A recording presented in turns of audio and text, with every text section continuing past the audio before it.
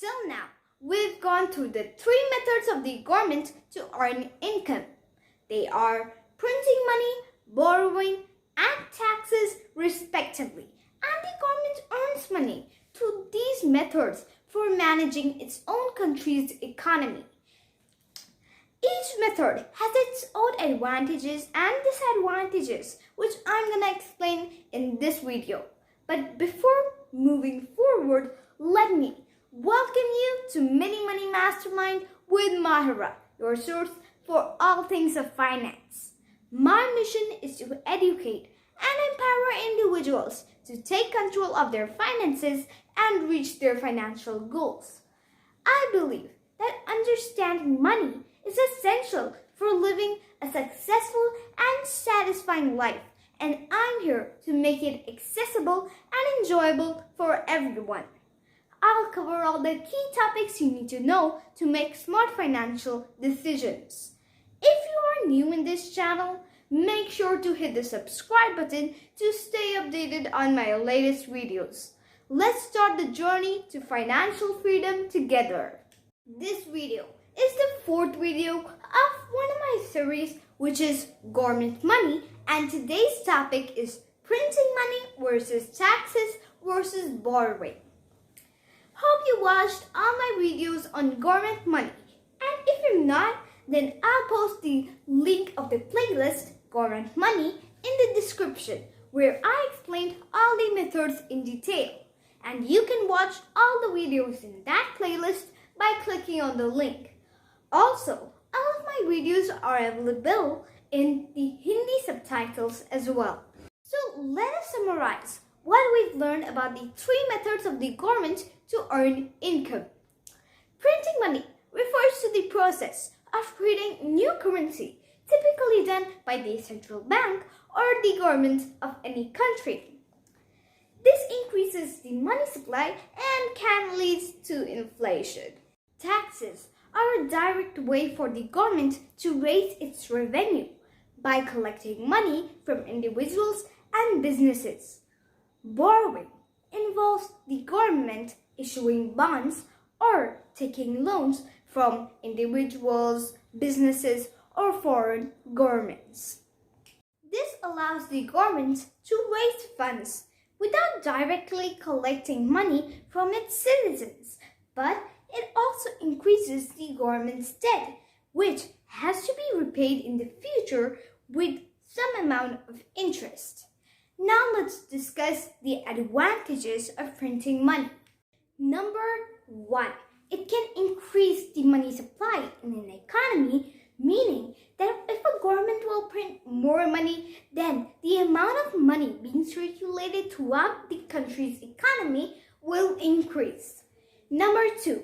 It can increase the demand for goods and services, which means that if a country's government prints more money, then the end user will be us, the common public, right? So then where will we spend it? Of course, we will be spending it buying goods and services. So it will, like if a government will print more money, then there will be more money with us, and we will spend more money buying goods and services.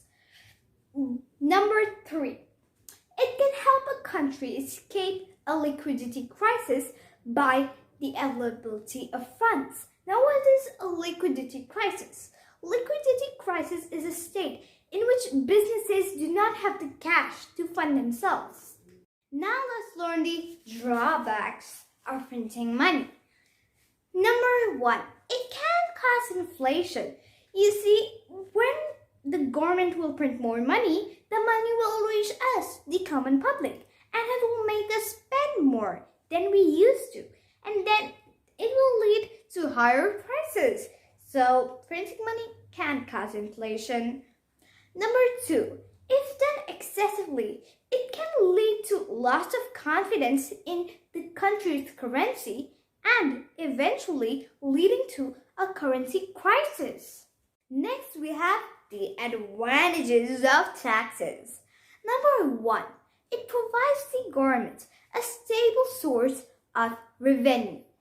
Number 2, it can be used to redistribute wealth and reduce income inequality. How? government charges income tax, gift tax, property tax, etc., to the middle class and upper class. Like there's a certain amount of income you have to have, and like above that point, you will have to pay taxes. So the government charges taxes to people. So it uses some of the money from its taxes to pay for programs of the poor. So it is reducing income inequality and it's redistributing the wealth. Number 3, it can be used to incentivize or disincentivize certain behaviors through tax credits or penalties. You see, if a person is paying his or her taxes at the correct time, then the government kind of does a favor to him or her by giving tax credits. But if a person is not paying his or her taxes at the right time, then the government is making him or her pay penalties. Now let's learn the drawbacks of taxes. Number 1, it can be seen as a burden to taxpayers and might reduce the incentives to work or invest. Number 2, it can limit economic growth by reducing the disposable income and the consumer spending. Number 3, it can be difficult to collect and enforce, especially in the case of tax evasion. Now, let us learn the advantages of borrowing. Number 1, it allows the government to finance spending without immediately increasing taxes. Number 2, it can be used to smoothen out government spending over time rather than requiring a one-time large tax increase. Number 3, it can be used to fund long-term investments in infrastructure and other productive assets. Now, let us learn the drawbacks of borrowing. Number 1, it increases the government's debt, which has to be repaid with interest in the future. Number 2, it leads to a loss of confidence in the government's ability to repay its debt in the future, resulting in higher borrowing costs. Number 3, it can crowd out private investment by competing for the same pool of funds. Now we've seen that each method has its own advantages and disadvantages, and governments typically use a combination of these methods for financing their spending and managing their economy. Thank you for tuning into my channel, Mini Money Mastermind with Mahira. I hope you found the information helpful in your journey to financial success. Don't forget to hit the like button and share my videos to your friends and your family who may also benefit from my content.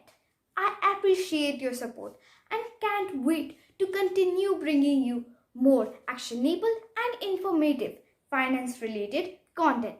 Until next time, happy money management. And do you know what the late President of India, Dr. APJ Abdul Kalam, had said? He said the best brains of the nation might be found in the last benches of the classroom.